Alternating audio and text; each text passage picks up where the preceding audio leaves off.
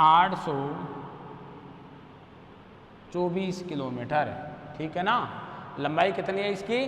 2824 kilometre. ये क्या है? यह है नदी लंबी है, ठीक है ना, इसकी लंबाई। यदि मैं इसके अपवाह क्षेत्र की, इसके बेसिन की बात करूं तो 18,55,000 इसका क्या है? इसका बेसिन क्षेत्र है। इसका बेसिन है ना, यानी इस का जो बेसिन है, यानी इसके मैं बेसिन की बात करता हूं तो हमारे पास में इसका बेसिन कितना आता है? यानी 18,55,000 वर्ग किलोमीटर इसका बेसिन आता है, ठीक है। तो मैं बात कर रहे हैं कौन सी नदी की? हमने आपके सामने बात की कौन सी नदी की? हमने आपसे बात की है आमूर नदी की। तो हमने उस नदी के उद्गम की बात की। प्रशांत महासागर का जो अपवाह क्रम है, इस अपवाह क्रम की हमारे पास में पहली नदी आई है आमूर नदी। ध्यान से वाच करिएगा, एक एक नदी को मैं एक्सप्लेन करता चल रहा हूं कि प्रशांत महासागर में पानी लेकर के जाने वाली नदियां कौन सी हैं, आर्कटिक महासागर में पानी लेकर के, जल लेकर के जाने वाली नदियां कौन सी हैं, हिंद महासागर में जल उड़ेलने वाली नदियां कौन सी हैं, आंतरिक अपवाह की नदियां कौन सी और भूमध्य सागरीय क्षेत्र की नदियां कौन सी हैं। आज हम जो आपके सामने बात करना चाह रहा हूं, मैं आप बात ये कर रहा हूं, आप सभी विद्यार्थी, प्यारे विद्यार्थियों, आप ध्यान से इस वीडियो के बारे में आप थोड़ा सा वॉच करिए। इसको वॉच करना कि मैं एक एक डाटा को आपके सामने बहुत गौर से मैं उपलब्ध करवा रहा हूँ, या मैं यहाँ पर लिखने का प्रयास कर रहा हूँ, ठीक है। आप देखिए, यानी आमूर नदी, तो हम सबसे पहले बात करते हैं नदी के उद्गम की। तो पश्चिमी मंचूरिया की पहाड़ियों से, अर्थात सिल्का और अर्गुन नदी के संयोजन से, यानी जहाँ ये पश्चिमी मंचूरिया से नदी निकलती है, मैं वहाँ की बात कर रहा हूँ आपसे। तो वहाँ पर ये नदी किस रूप में निकलती है? अर्गुन और सिल्का नदी के रूप में निकलती है। आगे चल करके इन दोनों नदियों का क्या हो जाता है? इन दोनों नदियों का संयोजन हो जाता है, संगम हो जाता है। फिर ये नदी क्या कहलाने लग जाती है? ये नदी उसके बाद में अपने पास में आमूर नदी कहलाती है। इसकी सहायक नदियां, दो नदियां हैं, एक तो उसूरी नदी है और दूसरी कौन सी है? सुंगारी नदी है, ठीक है ना। फिर हम बात करते हैं आपसे कि विलीन ये नदी अपने पानी को ले जा करके कहाँ छोड़ती है। तो हमने बात की, यह नदी अपने पानी को कहाँ लेकर के जाती है? यह नदी अपने पानी को ओखोटक सागर में लेकर के जाती है। कौन से सागर में लेकर के जाती है? यह नदी अपने पानी को ओखोटस्क सागर में लेकर के, यानी ओखोटक सागर तथा जापान सागर, यानी ओखोटक सागर तथा जापान सागर, अर्थात इन दोनों को जोड़ने वाली जो खाड़ी है, मानचित्र में वाच करिए, ये रही खाड़ी, वो ये रही कौन सी खाड़ी है? इस खाड़ी का नाम है टारटरी की खाड़ी, अर्थात तातारी जलडमरू। इसी के पास में द्वीप है, इस द्वीप का नाम है सकालीन द्वीप। ये यहाँ पर द्वीप है सकालीन द्वीप। तो इधर ये ऊपर तो है, ये तो है आपका ओखोटक सागर, ये नीचे है जापान सागर, जिसको पूर्व सागर के नाम से भी हम जानते हैं। तो इन दोनों को जो जोड़ने वाला, इन दोनों को जोड़ने वाली जो खाड़ी है, उस खाड़ी का नाम है तातारी की खाड़ी या टारटरी की खाड़ी।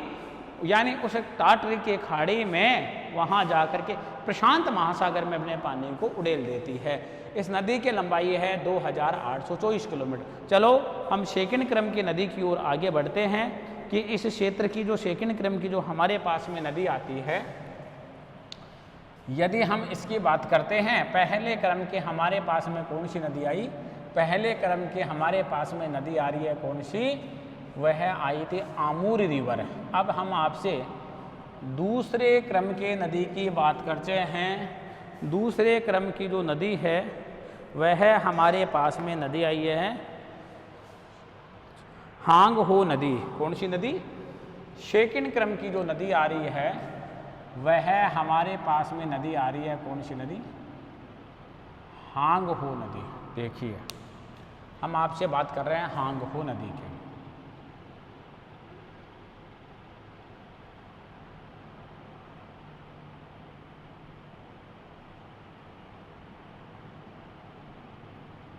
हांग हो नदी, ठीक है ना।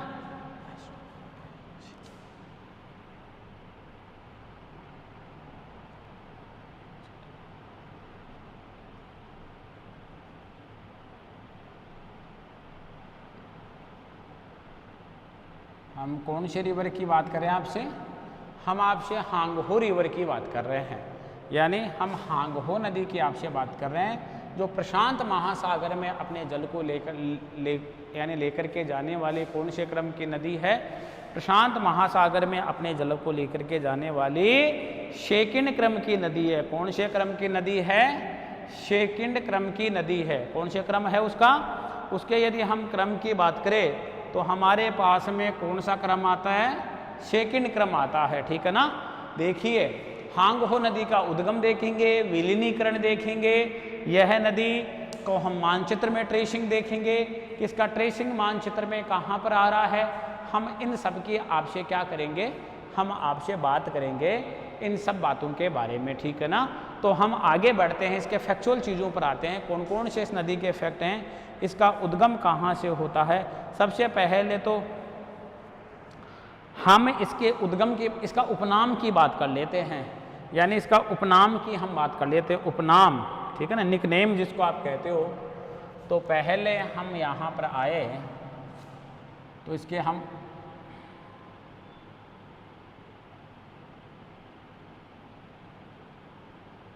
उपनाम की बात कर लेते हैं, ठीक है ना। तो उपनाम की बात करें तो हम इसको कौन सी नदी कहते हैं?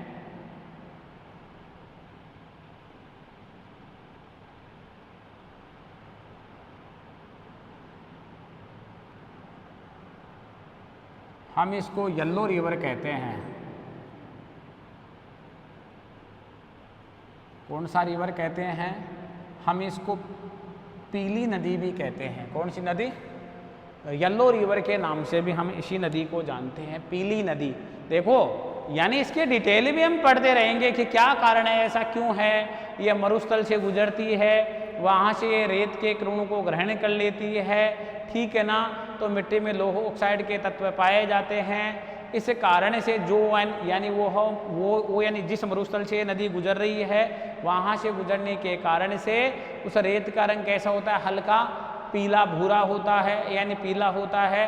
तो उस कारण से जैसे ये आगे चलती है, आगे चलने के बाद में दूर से ऐसे दिखाई देती है कि जैसे कोई पीली नदी बह रही हो, जिसका पानी एकदम पीला हो। तो ये पीली नदी के नाम से क्यों जानी जाती है? ये सब चीज़ों के बारे में हम बात करेंगे। हम आगे इस बात करना चाह रहे हैं आपसे, इस नदी के किसकी बात कर रहे हैं? उद्गम की। यानी इस नदी की हम कहाँ की बात कर रहे हैं? हम इस नदी के उद्गम की बात कर रहे हैं। यानी इस नदी का उद्गम होता है ना, वह होता है पश्चिमी चीन के कौन सा प्रांत है? जो पश्चिमी चीन का किंगहाई प्रांत है। कौन सा प्रांत है? पश्चिमी चीन के किंगहाई प्रांत से, पश्चिमी चीन के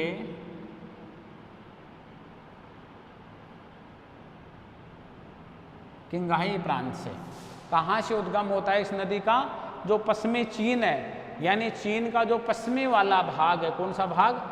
चीन का जो पश्चिम वाला भाग है, इस पश्चिम वाले भाग के कौन से प्रांत से होता है? यानी पश्चिमी चीन के किंगहाई प्रांत से होता है। कौन सी नदी का उद्गम? हांगहो नदी का उद्गम होता है। अर्थात इस नदी के मैं विलीनीकरण की आपसे बात कर लेता हूँ कि इस नदी का विलीनीकरण कहाँ पर होता है। यदि इस नदी के मैं विलीनीकरण की बात करूं कि ये नदी विलीन कहाँ जा कर के हो रही है, यानी जो विलीन हो रही है ये नदी, तो ये नदी विलीन हो रही बोहाई की खाड़ी,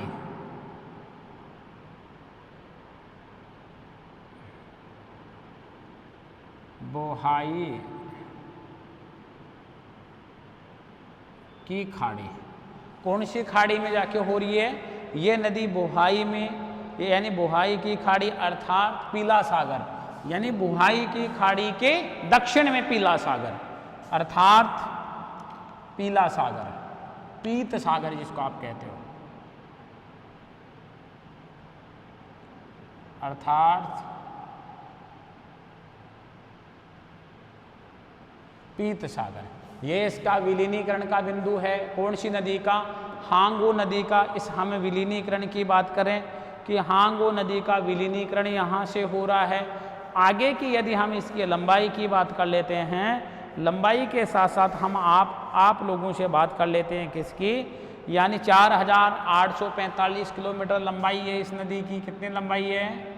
4845 किलोमीटर लंबाई है इस नदी की। देखिए हम इस नदी की किसकी बात कर रहे हैं? लंबाई की बात कर रहे हैं। तो हांग हो नदी की लंबाई कितनी है? यदि हम हांग हो नदी की लंबाई की बात करते हैं आपसे, तो लंबाई है 4845, यानी 4845, यानी जो लंबाई है वह है किलोमीटर है। कितने किलोमीटर यह है यानी ये जो नदी है ये रिवर है, इस रिवर की लंबाई आती है। यदि हम क्रम की बात करें कि ये कौन से क्रम की नदी है, तो ये 7वें क्रम की नदी है। वैसे इतने गहराई में जाने की आपको जरूरत, लेकिन आपकी जानकारी के लिए मैं फिर भी बता देता हूँ इस नदी का क्रम कौन सा है। इस नदी का जो हमारे पास में क्रम आ रहा है वह 7वां क्रम आ रहा है। कौन से क्रम की नदी है? यह नदी हमारे पास में 7वें क्रम की नदी आ रही है। कौन से क्रम की नदी है? यह नदी 7वें क्रम की नदी है, ठीक है ना। अगला फैक्ट है हांग हो नदी।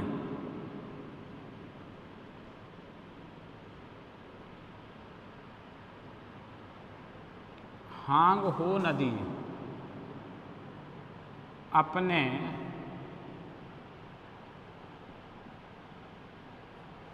बेसिन के रूप में, हांग हो नदी कौन सी नदी? मैं आपसे बात कर रहा हूँ हांग हो नदी की। हांग हो नदी अपने बेसिन के रूप में, हांग हो नदी अपने बेसिन के रूप में, किसके रूप में? हांग हो नदी अपने किसके रूप में? अपने जो इसका नदी का बेसिन होता है, यानी बेसिन के रूप में। हांग हो नदी अपने बेसिन के रूप में चीनी सभ्यता का उद्गम स्थल कहलाती है। क्या कहलाती है? चीनी सभ्यता का उद्गम स्थल के नाम से भी जानी जाती है। यानी चीनी सभ्यता का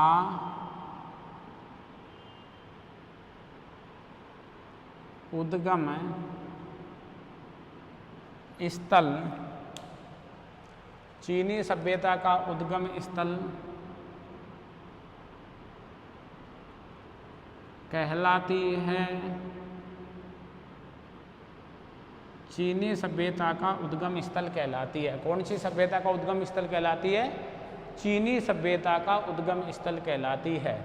कौन सी नदी कहलाती है? चीनी सभ्यता का उद्गम स्थल। थोड़ा सा देखो, थोड़ा सा मैं ऊपर लिख देता हूँ उसको, चीनी, जिससे थोड़ी सी लाइन हमारी ठीक हो जाए।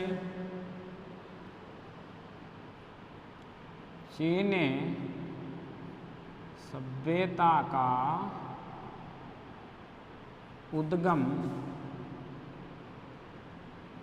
स्थल, चीनी सभ्यता का उद्गम स्थल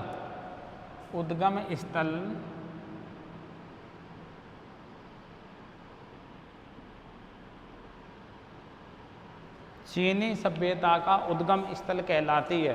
कौन सी सभ्यता का उद्गम स्थल कहलाती है? चीनी सभ्यता के उद्गम स्थल के नाम से भी जानी जाती है।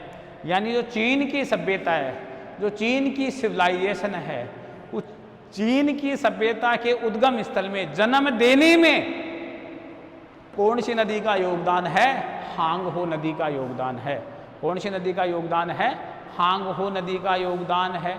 यदि हम प्रमुख रूप से आपसे बात करते हैं तो कौन सी नदी अपना चीन की सभ्यता के जन्म देने में अपना योगदान दे रही है? यानी हांग हो नदी, यानी चीन की सभ्यता का जन्म देने में क्या दे रही है? अपना योगदान प्रदान करती है, ठीक है ना। यानी हांग हो यानी चीन का शोक, हेडिंग है चीन का शोक। आगे मैं इसका एक्सप्लेन कर रहा हूं आपके पास में।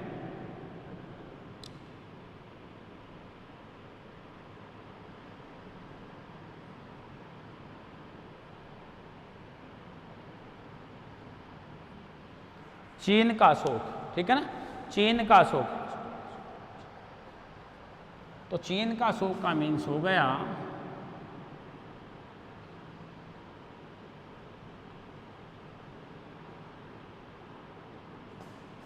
सोरो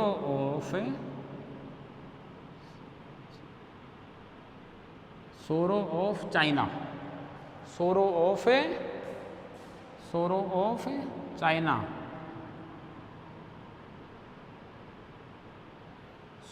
चीन का शोक मैं एक्सप्लेन कर रहा हूं क्यों कहलाती है, ठीक है। आप निश्चिंत रहिए, आपको मैं एक एक कॉन्सेप्ट को समझाता हुआ चलूंगा, पूरा टाइम दे रहूंगा एक एक कॉन्सेप्ट को, जिससे कि आपके समझ में आ जाए।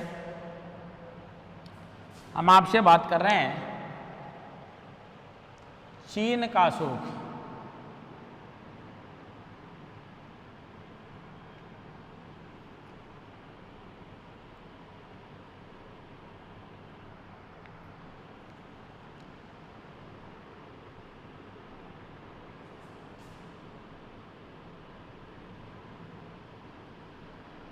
कहाँ का शोक कहलाती है? चीन का शोक कहलाते हैं। यानी हांग हो नदी में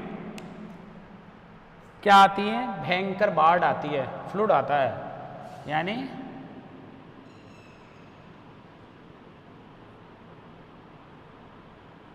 हांग हो नदी में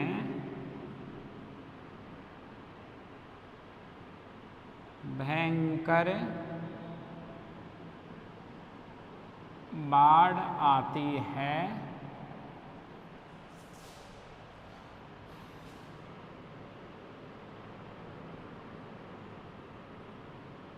जिसके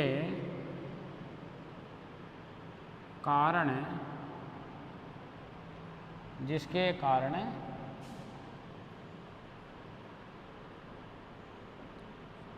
जल स्तर बढ़ जाता है, जिसके कारण क्या हो जाता है? जल स्तर बढ़ जाता है। क्या बढ़ जाता है? जल स्तर बढ़ जाता है। और जल स्तर बढ़ जाने के कारण से काफ़ी जनधन की क्या हो जाती है? हानि हो जाती है।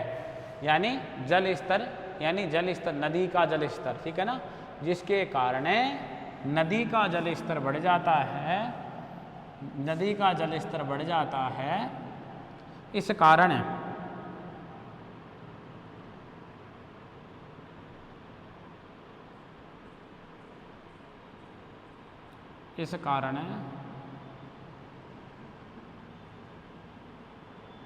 हांग हो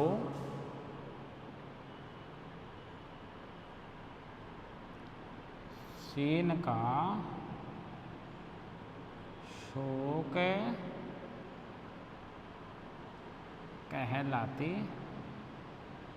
है। क्या कहलाती है? इस कारण से क्या कहलाती है? चीन का शोक कहलाती है। कौन कहलाती है? हांगो नदी। हांगो नदी में भयंकर बाढ़ आती है, भयंकर बाढ़ें आती हैं। जब भयंकर बाढ़ आती है तो उस नदी का क्या हो जाता है? नदी का जलस्तर बढ़ जाता है। नदी जो एक तो सामान्य जलस्तर पर बढ़े, लेकिन अचानक नदी के जलस्तर का बढ़ जाना, और अचानक जब नदी का जलस्तर बढ़ जाता है उसके कारण से क्या होता है कि नदी तट के पास में रहने वाले जो लोग हैं उनकी बस्तियां जलमग्न हो जाती है, डूब जाती हैं। तो काफ़ी जनधन की क्या हो जाती है? काफ़ी जनधन की हानि हो जाती है। इस कारण से इस नदी को हम क्या कहते हैं? चीन का सोरो ऑफ चाइना के नाम से जानते हैं इस नदी को, ठीक है ना। चीन का शोक कहलाती है यह नदी, ठीक है ना। कौन सा शोक कहलाती है? चीन का। अगला फैक्ट इसी के लिए देखिए, आप एक नोट डाल के लिखा रहा हूं मैं इस फैक्ट को, ये महत्वपूर्ण फैक्ट है भाई।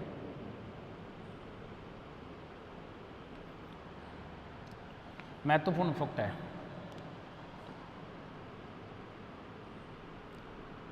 चीन की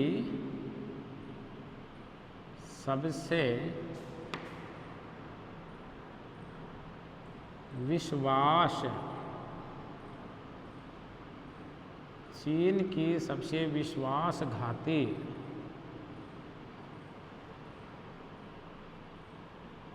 नदी है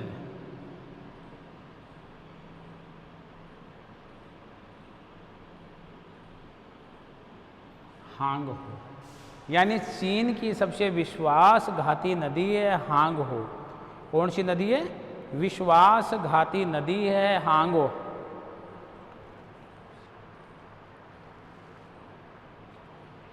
देखिए आगे, विश्वासघाती नदी का मतलब होता है कि वह नदी जो अचानक काफी जनधन की हानि पहुंचा देती है। यानी वह नदी जिसके कारण से अचानक क्या हो जाता है? अचानक अपार जनधन की हानि हो जाती है। वह नदी जिसके कारण से अचानक अपार जनधन की हानि हो जाती है, उस नदी को हम कौन सी नदी कहते हैं? विश्वासघाती नदी।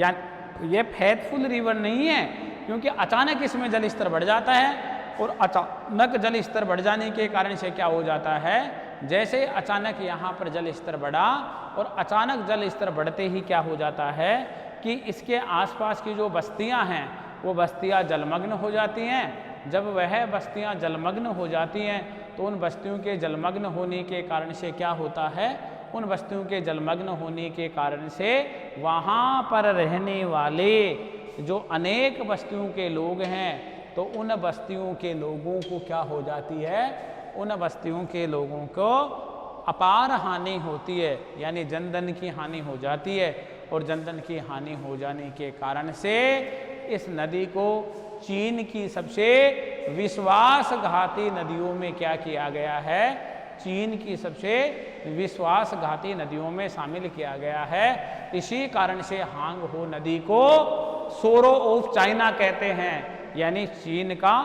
शोक के नाम से भी यही नदी जानी जाती है। ठीक है।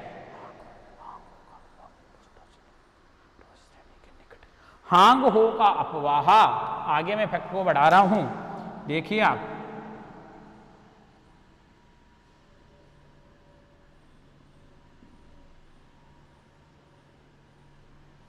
हांग हो नदी का,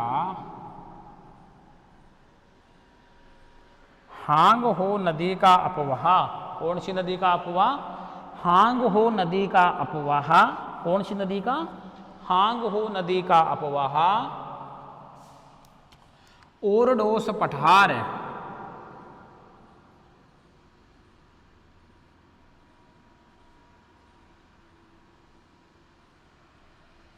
हांग हो नदी का अपवाह ओरडोस पठार एवं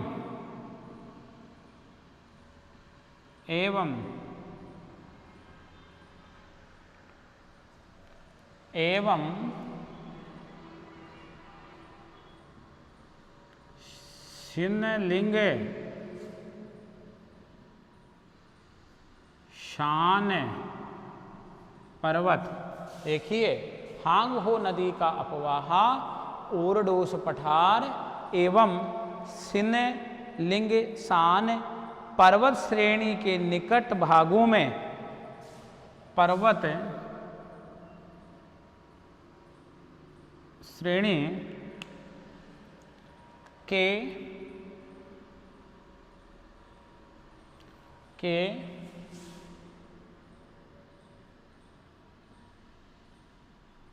निकट भागों में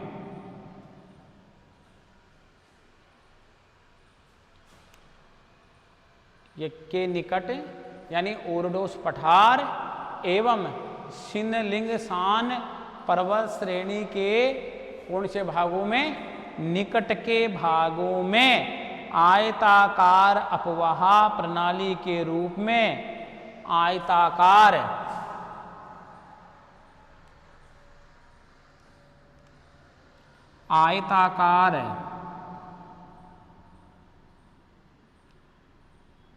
रेक्टेंगुलर आयताकार अपवाह, कौन सा अपवाह? आयताकार अपवाह प्रणाली के रूप में है। आयताकार अपवाह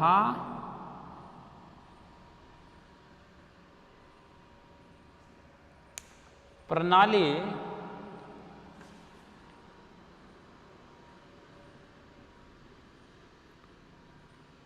के रूप में है। कौन सी प्रणाली के रूप में है? आयताकार प्रणाली के रूप में है।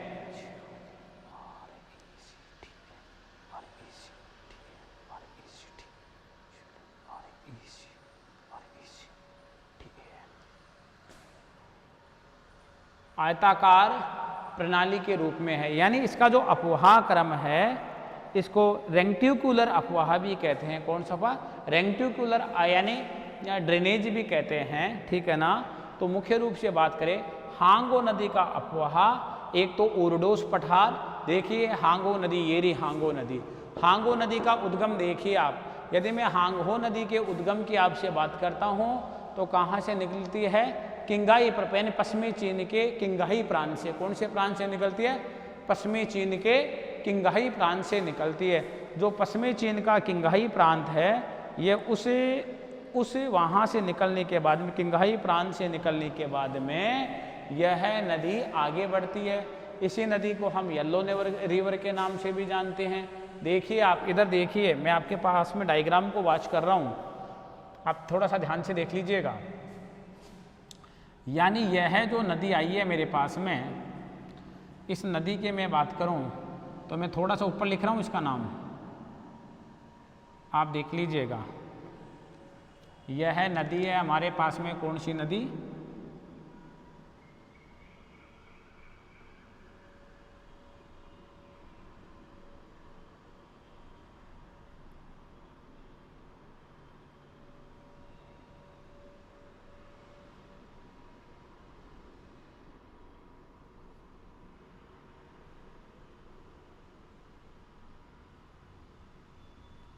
हांगहो नदी।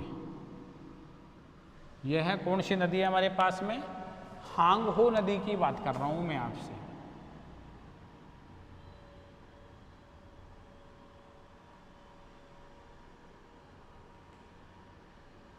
मैं इस नदी की आपसे बात कर रहा हूं, ठीक है जी। हांगहो नदी है ये। देखो मैं यहाँ पर पेन चला रहा हूँ, आपको दिख रहा होगा, देखिए आप।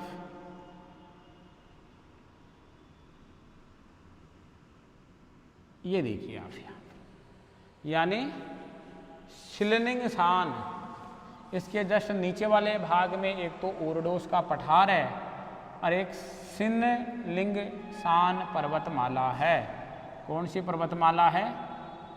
शिनलिंगशान पर्वतमाला है। मैं एक थोड़ा सा अलग इंक से मार्क कर देता हूँ जिससे आप लोगों को ध्यान रहे थोड़ा सा। यानी मैं आपसे बात करूं शिनलिंगशान की,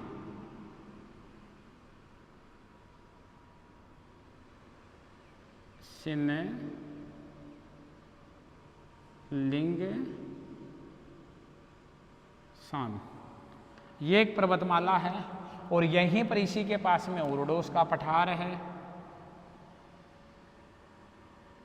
ठीक है जी। इसी के पास में किसका पठार है? इसी के पास में ही ओरडोस का पठार है, ठीक है।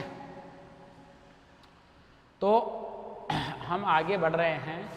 ये यहाँ पर इस जगह पर जो मैंने ट्रेसिंग कर रखी है, देखिए आप, ये यहाँ पर पीला सागर है। कौन सा सागर है? यहाँ पर पीला सागर है। इस जगह पर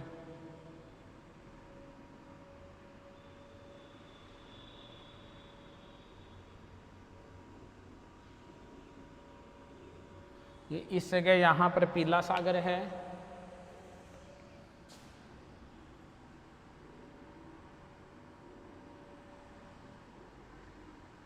ठीक है। इसके जस्ट नीचे पूर्वी चीन सागर है। इसी के जस्ट नीचे की मैं आपसे बात कर रहा हूँ। इस जगह यह पूर्व चीन सागर है, दिख रहा होगा आप सभी को, यह पूर्वी चीन सागर है।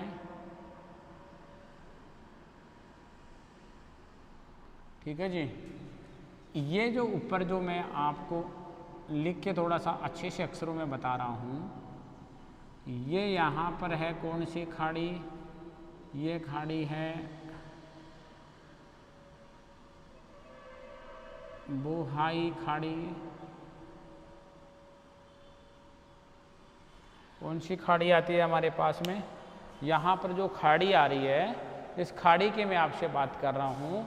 यह हमारे पास में जो खाड़ी का क्रम आया, यह क्रम है बोहाई खाड़ी क्रम। कौन सा क्रम है, यह जो हमारे पास में क्रम आ रहा है, यह क्रम आ रहा है बोहाई खाड़ी क्रम।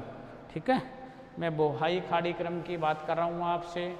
इसका मीन्स हम बात करें कि ये यहाँ पर जो पानी लेकर के जा रही है, ये इस जगह पर, ये जो आपको मुहाना दिखाई दे रहा होगा, ये कौन सी नदी है, ये हांगहो नदी है। कौन सी नदी है, यह हांगहो नदी है।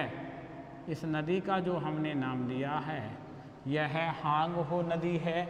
अब हम तो बात कर रहे हैं आयताकार अपवाह रिंग टू कलर ड्रेनेज की, हम तो उसकी आपसे बात करने जा रहे हैं। आप उस पर आइए, ठीक है ना।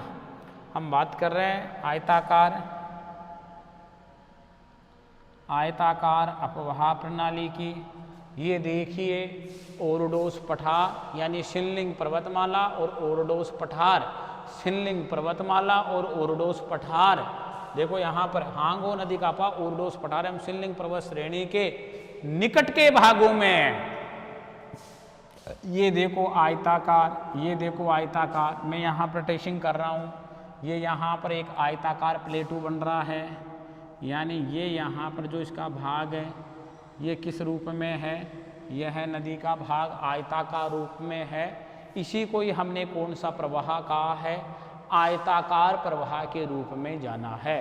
तो हांगहो नदी के द्वारा किस प्रकार के प्रतिरूप का निर्माण किया जाता है, आयताकार प्रतिरूप का रेक्टेंगुलर पैटर्न का निर्माण किया जाता है। कौन सी नदी के द्वारा, हांगहो नदी के द्वारा। अब देखिए, अब ये आयताकार जो प्रवाह प्रतिरूप है, ये क्या है, यानी मुख्य नदियां, आप इसको यहाँ से वॉच करिए। मैं आयताकार अपवाह प्रतिरूप की बात कर रहा हूँ आपसे, तो आयताकार अपवाह प्रतिरूप को मैं समझा रहा हूँ। तो मुख्य नदी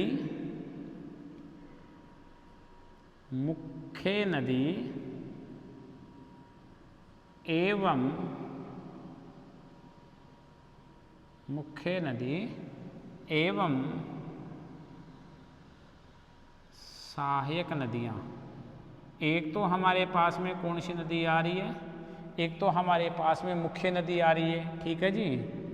एक तो हमारे पास में नदी कौन सी आई, एक तो हमारे पास में नदी आई मुख्य नदी, और मुख्य नदी के साथ साथ हमारे पास में कौन सी नदी आई, सहायक नदी। यानी मुख्य नदी और सहायक नदियाँ समकोण पर मिलती हैं। कहाँ पर मिलती हैं, मुख्य नदियाँ एवं सहायक नदियाँ कहाँ पर मिलती हैं, नदियाँ कहाँ पर मिलती हैं, समकोण पर मिलती हैं।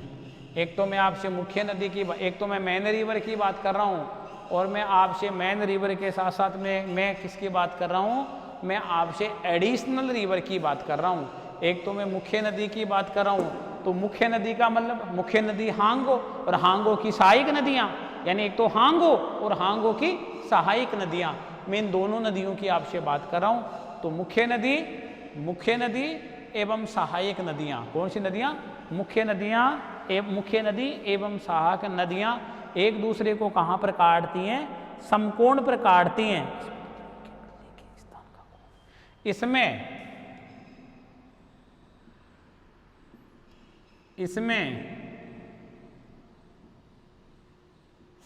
नदियों के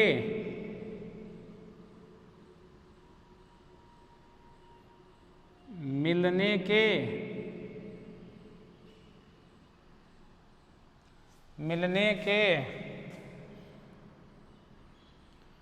स्थान का कोण, यानी इसमें नदियों के मिलने के स्थान का कोण चट्टान की संधियों के समान निर्धारित होता है। चट्टान की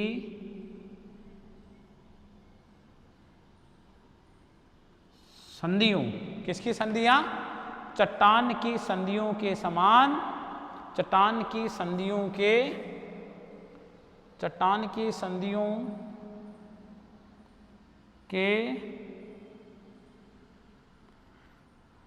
समान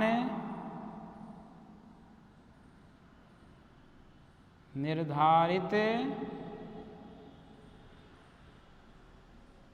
होता है। देखिए आप, हम किसकी बात कर रहे हैं आपसे? हांगहो नदी की बात कर रहे हैं। कौन सी नदी की बात कर रहे हैं? हांगहो नदी की। यही हांगहो नदी है जिसने विशाल मैदान का निर्माण में भी अपना योगदान दिया है। मुख्य नदी एवं सहायक नदियां समकोण पर मिलती हैं। एक तो मुख्य नदी, और मुख्य नदी के साथ साथ कौन सी नदी? सहायक नदियां। एक तो मुख्य नदी, और मुख्य नदी के साथ साथ कौन सी नदियों की हम आपसे बात कर रहे हैं?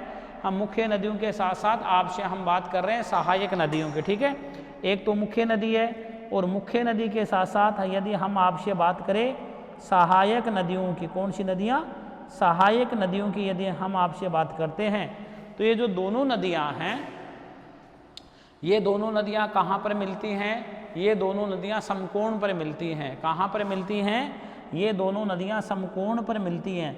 जब ये दोनों नदियाँ समकोण पर मिलती हैं, हम उस समकोण की बात कर रहे हैं। जब दोनों नदियाँ समकोण पर मिलती हैं, तो यदि हम उसकी बात करना चाहे आपसे, तो इसमें नदियों के मिलने के स्थान का कोण चट्टान की संधियों के समान निर्धारित होता है। फैक्ट को समझने की कोशिश करें आप लोग। यानी इसमें नदियों के मिलने का स्थान, जहाँ पर नदियाँ मिलती हैं, कौन सी नदी? कौन सी नदी? मुख्य नदी और सहायक नदी जहाँ पर मिलती हैं, तो जहाँ पर एलंगन बनेगा वहीं तो समकोण बनेगा ना। चाहे वो आप पूर्व से बने, चाहे पश्चिम से बने, चाहे उत्तर से बने, चाहे दक्षिण से बने, लेकिन बनना क्या चाहिए? एल एंगल तो बनना चाहिए ना। इसका मतलब एक तो मुख्य नदी, मान लीजिए या ये कोई मुख्य नदी आ रही है, इसमें आकर के सहायक नदी मिल गई है ऐसे, या इधर से कोई मुख्य नदी आ रही है, इसमें आकर के सहायक नदी मिल गई। इसका मतलब इसमें नदियों के मिलने के स्थान का कोण, जहाँ पर नदियाँ आकर के मुख्य नदी और सहायक नदी आकर के मिलती हैं, तो मिलने के स्थान का कोण चट्टान की संधियों के समान, चट्टान की संधियों का मतलब चट्टान के जोड़ के समान होता है। जब दो चट्टानें या एक परत के ऊपर दूसरी चट्टान की परत का लेयर का जो जोड़ होता है, जो संधि होती है, उसी के समान दो नदियों का यहाँ पर संगम होता है। तो इस प्रकार के प्रतिरूप को हम रेक्टेंगुलर पैटर्न कहते हैं, आयताकार प्रतिरूप कहते हैं। आप ध्यान से समझिए, आयताकार प्रतिरूप के बारे में हम आपसे बात कर रहे हैं, जो हांगहो नदी के द्वारा बनाया जाता है। ठीक है ना। तो ये येलो रिवर कहलाती है। इसका उद्गम चीन के किंगहाई प्रांत से है। विलीन बुहाई की खाड़ी अर्थात पीत सागर, ये रहा बुहाई की खाड़ी। इस जगह की मैं बात कर रहा हूँ आपसे। कौन सी खाड़ी की बात कर रहा हूँ? मैं आपसे बुहाई की खाड़ी की बात कर रहा हूँ। इसके नीचे पीला सागर है, मैं पीत सागर की बात कर रहा हूँ। वहाँ जाकर के यह नदी अपने पानी को क्या कर देती है? वहाँ जाकर के अपने पानी को यह नदी उड़ेल देती है।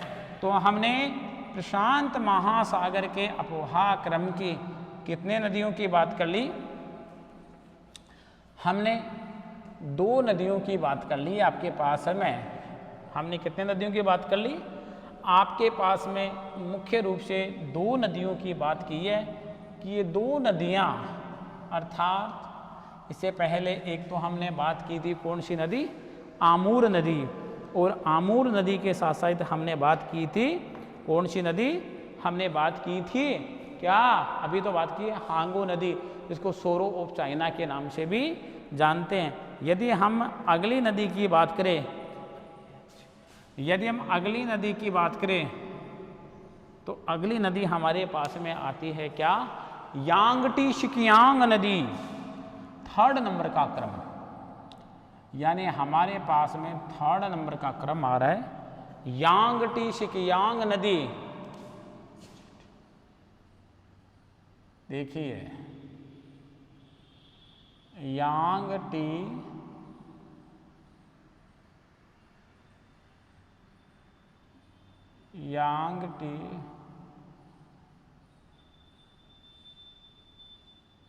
शिकियांग नदी,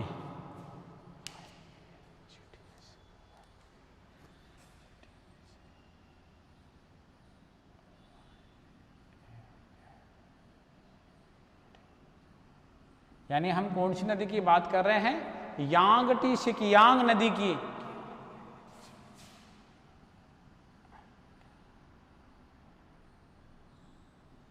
ठीक है ना, हम बात कर रहे हैं आपसे यांगटी शिकियांग नदी की, यांगटी शिकियांग नदी की। तो हमारे पास में यह है प्रशांत महासागरीय अफवाह जो क्रम है, उस अफवाह क्रम की हमारे पास में कौन सी नदी आ रही है, यह है हमारे पास में 3rd क्रम की नदी आ रही है, 3रे क्रम की नदी आ रही है यांगटी शिकियांग नदी। तो अब हम इसकी 2 चीज़ों की बात करेंगे। सबसे पहले हम इस नदी के किसकी बात करेंगे, आपसे अपवाह की बात कर लेंगे, और अपवाह के साथ साथ हम किसकी बात कर लेंगे, हम अपवाह के साथ साथ बात कर लेंगे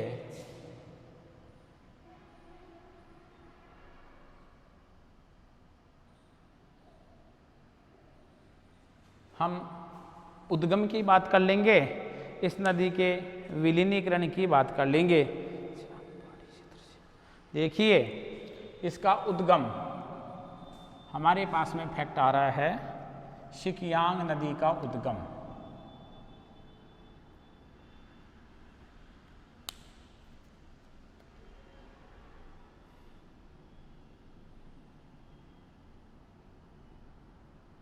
उद्गम है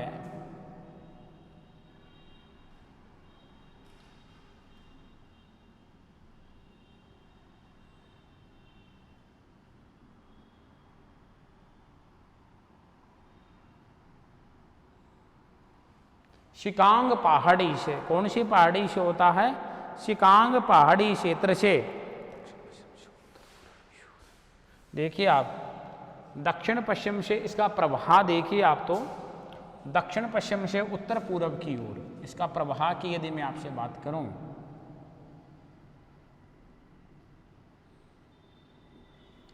तो प्रवाह आता है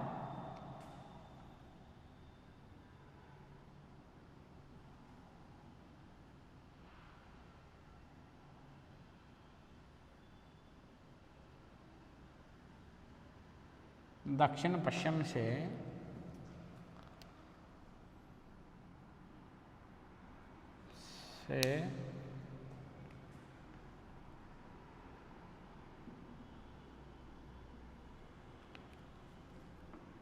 उत्तर पूर्व की ओर।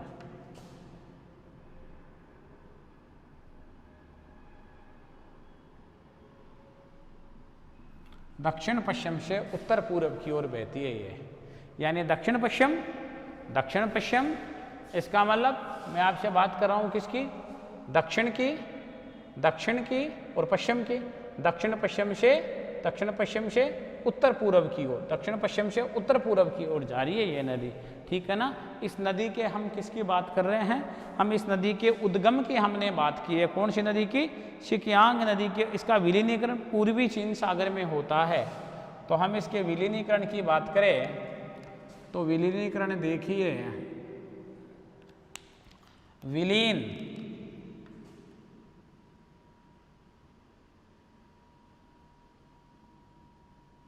यह विलीन कहाँ पर हो रही है, विलीन हो रही है पूर्वी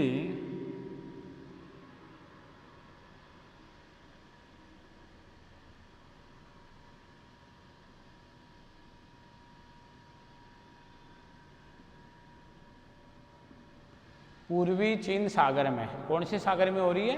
पूर्वी चीन सागर में, ठीक है ना। यह नदी जहाँ पर जाके विलीन हो रही है, मैं उसकी यदि आपसे बात करूँ तो वह मेरे पास में कौन सा सागर है? वह मेरे पास में पूर्वी चीन सागर है, जिसकी मैं आपसे बात करना चाह रहा हूँ कि यह नदी अपने पानी को कहाँ ले जा कर के उड़ेलती है? पूर्वी चीन सागर में उड़ेलती है। चांग जयांग उपनाम दी के इस नदी के उपनाम।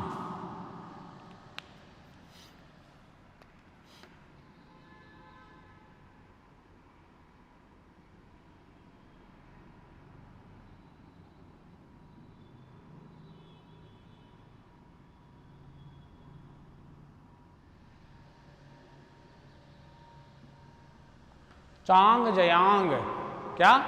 चांग जयांग के नाम से भी इसको जाना जाता है। किस नाम से जाना जाता है? चांग जयांग के नाम। यांग तीसी, यांग जी, इसी के सारे नाम हैं। यांग तीसी, यांग जी आदि इस नदी के क्या नाम हैं? आदि इस नदी के उपनाम हैं। कौन से नाम हैं? उपनाम हैं, ठीक है ना। आदि इस नदी के उपनाम हैं। तो यांग तैसी, यांग तीसी, यांग जी,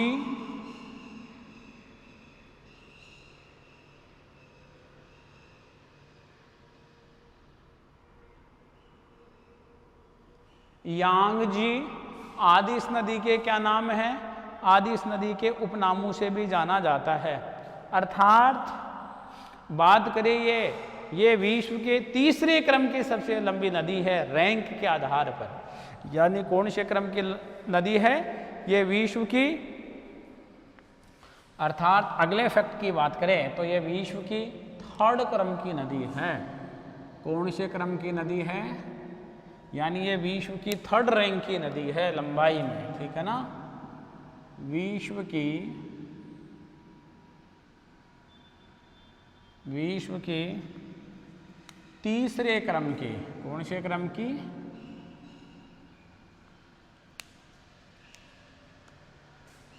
थर्ड क्रम की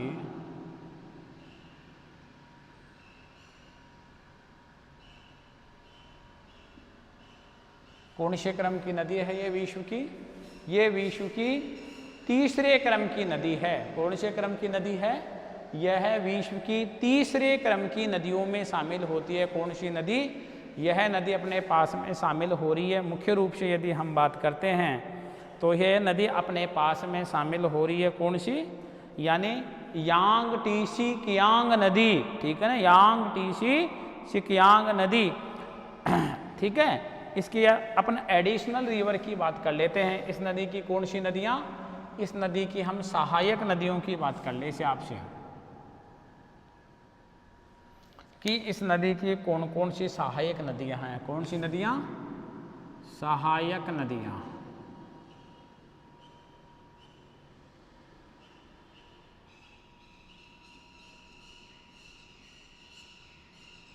इस नदी की हम आपसे बात करते हैं। कौन सी नदियों की? हम सहायक एडिशनल रिवर की बात करते हैं। कौन सी नदी की? हम यांग टीसी कियांग नदी की। हान मीन कांग चार्लिंग, देखिए हान मीन कान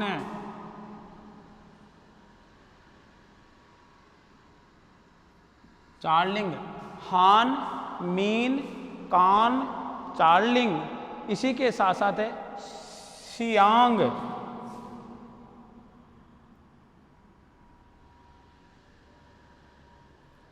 सियांग इत्यादि। कौन सी नदियाँ? इत्यादि नदियाँ। कौन कौन सी नदियाँ आ गई? इसकी सहायक नदियाँ हान है, मीन है, कान है, चार्लिंग है और शिहांग है। आदि इस नदी की कौन सी नदियाँ हैं? आदि यदि हम इस नदी की बात करें तो आदि इस नदी की प्रमुख सहायक नदियाँ हैं। यानी कौन सी रिवर हैं? इस नदी की प्रमुख एडिशनल रिवर के रूप में शामिल होती हैं, सहायक नदियों के रूप में शामिल होती हैं। एक बार देखिए आप थोड़ा सा चार्लिंग और शियांग।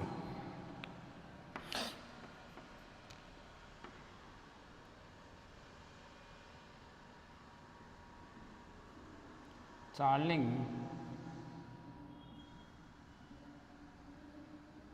व शियांग इत्यादि।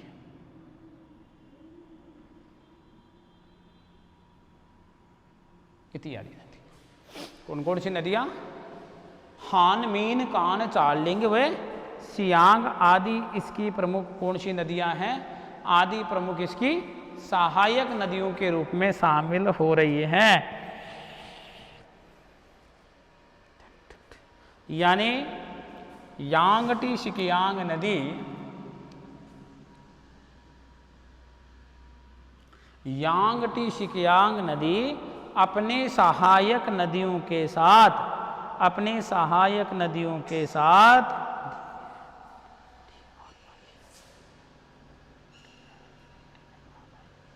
यानी यांगटी शिकियांग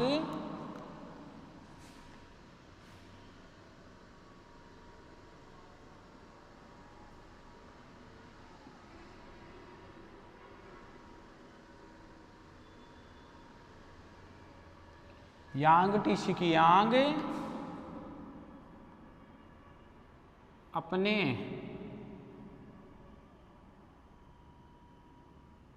सहायक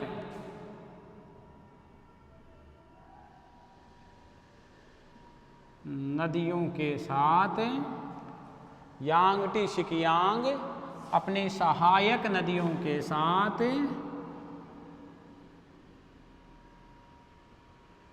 वृक्षाकार अपवाह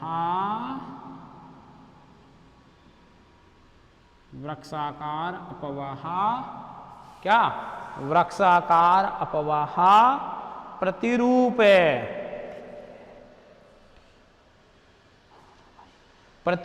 का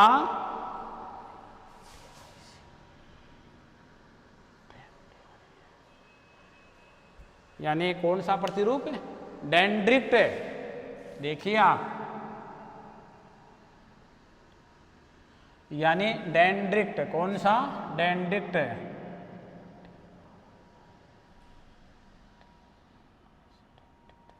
डेंड्रिक्ट ड्रेनेज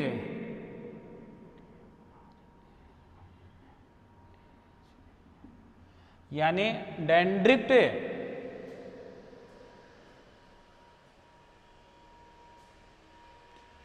डेंड्रिक्ट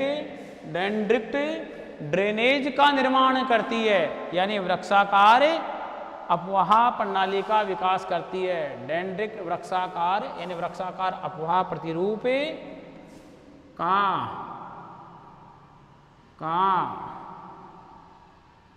निर्माण करती है। ठीक है ना? यांगटी शिकियांग नदी यानी एक तो स्वयं मुख्य रिवर हो गई, वो जहाँ तक स्वयं की उसकी बात करते हैं तो वो तो कौन सी नदी हो गई? वो तो मुख्य नदी हो गई।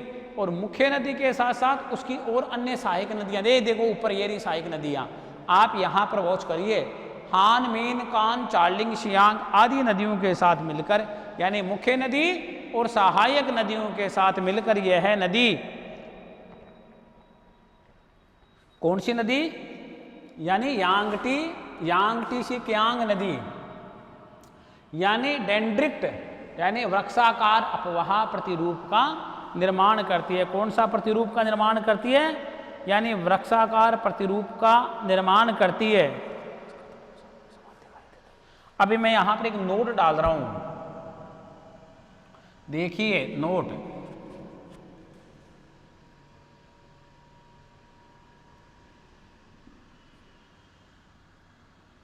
यह अपवाह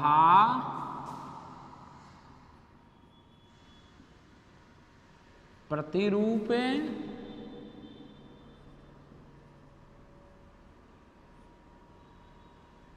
देखने पर वृक्ष की शाखा व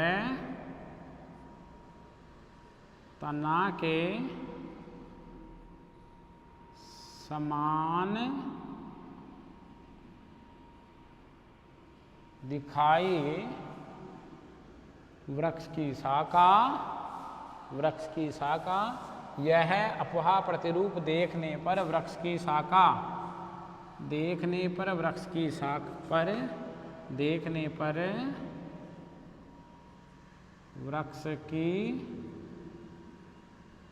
शाखा व तना के समान दिखाई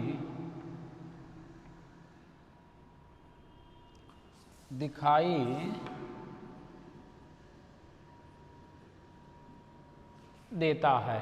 ठीक है ना, किसके समान दिखाई देता है? वृक्ष की शाखा और तना के समान दिखाई देता है। किसके समान? वृक्ष की शाखा और तना के समान दिखाई देता है। जैसे दूर से यह ऐसे दिखाई देता है जैसे कोई वृक्ष की शाखा और वृक्ष का तना हो। मैं यहाँ इस प्रतिरूप को आपके पास में डायग्राम के नाम से मेंशन कर रहा हूँ। आप देखिए कि किस प्रकार से यह प्रतिरूप हमारे को क्या करता है, यह प्रतिरूप हमारे को दिखाई देता है। यानी यह प्रतिरूप हमारे को किस प्रकार से दिखाई देता है, मैं इस प्रतिरूप की आपके पास में बात कर रहा हूँ कि इसका दिखने का पैटर्न कैसा है। उस पैटर्न की आप बात करिए। ठीक है, उस हम पैटर्न की बात कर लेते हैं आपसे कि एक तो वृक्ष की शाखा के समान और एक वृक्ष के तने के समान दिखाई देता है ये।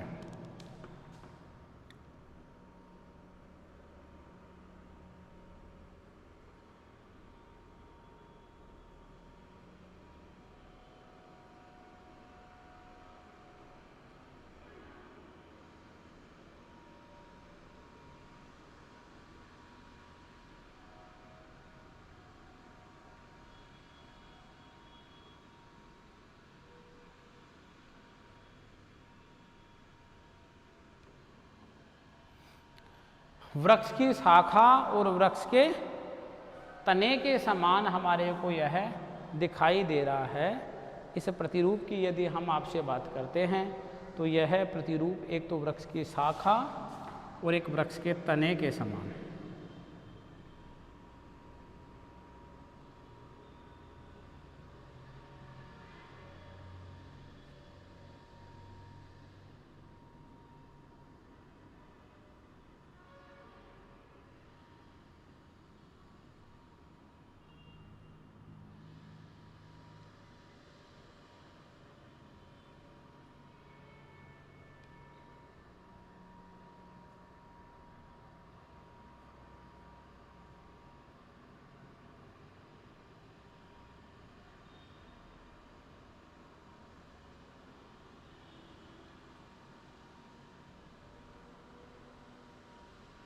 देखिए, वृक्ष की शाखा और जो वृक्ष का तना होता है उस वृक्ष के तने के समान यह दिखाई दे रहा है।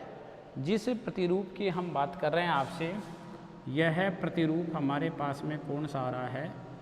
इस प्रतिरूप के बारे में हम पढ़ रहे हैं आपसे, वृक्षाकार प्रतिरूप। ठीक है ना, यह एक वृक्ष के आकार का जो प्रतिरूप है, इस प्रकार के प्रतिरूप को हम कहते हैं डेंड्रिट यानी ड्रेनेज। कौन सा?